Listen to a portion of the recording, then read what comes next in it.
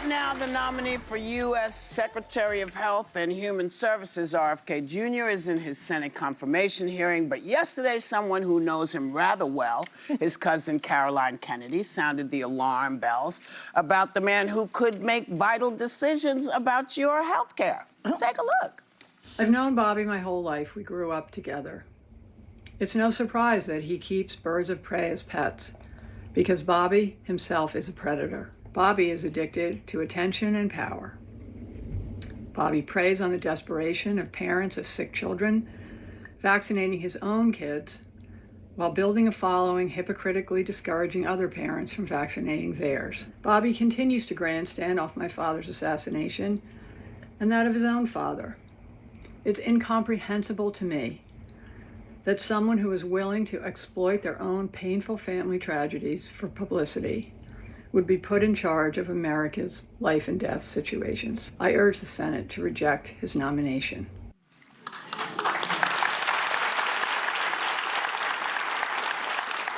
Now, you know, this is what... She doesn't say much. You don't see her out and do anything. No. She does not say boo. So I feel like if she felt the need to come out of her shell and say, look, this is not good, I hope they're going to listen. But RFK, of course, hasn't responded to her letter and is insisted that he's not anti-vaccine. But will all those allegations make one damn bit of difference? I don't think so. Well, I also think... All right, next. I don't think so. Okay. Because Hegseth, the last guy, was questioned by Senator Tom Tillis.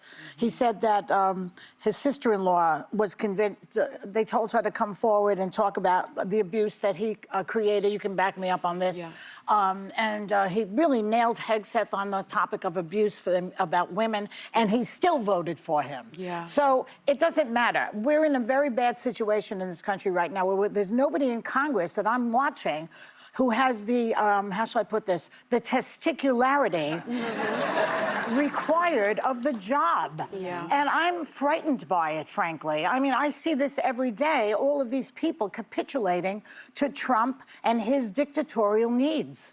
And it's just very, very bad, I think. We're in a lot of trouble. Maybe we should change the testicular fortitude to like a female alternative, because the two Republicans who have opposed Trump nominations so far have been Lisa Murkowski and Susan Collins. Here's what I'll say. I would not be surprised if RFK gets through, but I'm going to be watching those two women. And Senator Bill Cassidy, who himself is a doctor, as well as Mitch McConnell, who survived polio. So he's somebody who feels strongly about vaccines and public health. And McConnell voted against He voted against Hegseth. 4 is enough to sink him. J.D. Vance can't break the tie. But I also think Donald Trump was right about RFK when he called him a radical left-wing lunatic that no Republican should vote for. That was Donald Trump's take on him in the primary, listing off a number of conspiracy... Don't put him on us. It's well, they say that. Don't put him on us. No, he's just a radical... We'll call him a radical lunatic. But I think it's the hypocrisy for me of spreading this misinformation and these wrong facts about vaccines while allegedly vaccinating, according to Caroline Kennedy, his own family. And I understand how hard it is to come out and publicly oppose somebody in your family. That took a lot from her, and she's somebody with credibility on the right and the left. I could see this resonating. And finally, I have been supportive of some of what RFK Jr. has said about what's in our foods and needing to address all these additives, all of these chemicals that you don't have in Europe.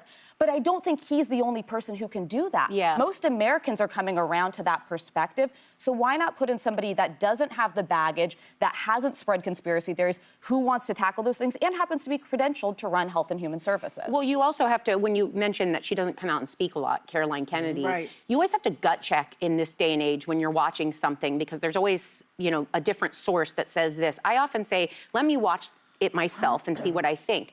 It was so sincere, thoughtful, deliberate, and hard for her to do this. She goes on to talk about how he puts animals in blenders to feed his birds of prey. Now, I know that's disgusting on its face, but just pause for one moment. While they were alive? Yes, to feed his hawk. Baby chicks and mice. But the point here is, think about the mentality of what it takes to physically do what you're asking that person to do, and stop. There are stories about people that kill animals and what you need to lack to be able to do that. The hypocrisy of vaccinating his own kids and keeping that on the DL while he does this. And she also goes into saying his dorm room, his bedroom in the basement, everything has always been the party room.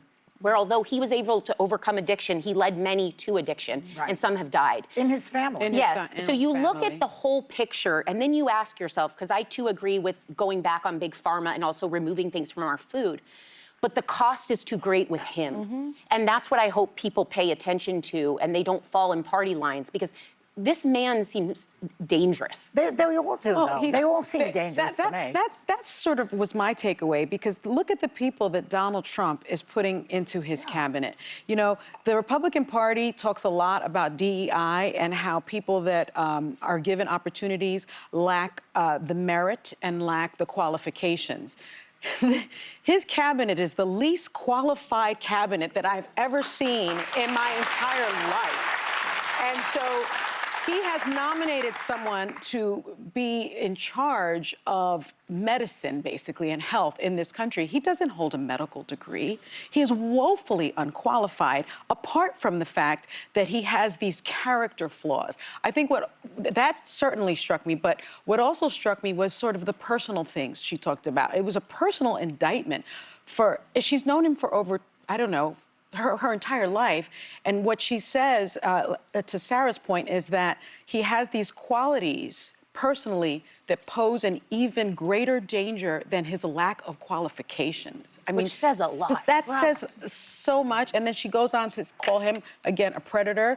She says he's perverse for putting baby chicks and mice into a blender to feed his prey. And then finally, she says that he has cheated his entire way through life. But there has been some right-of-center pushback on this. The Wall Street Journal editorial board said why RFK Jr. is dangerous to public health, and the New York Post editorial board also said senators should vote no on RFK because he's hazardous to our health.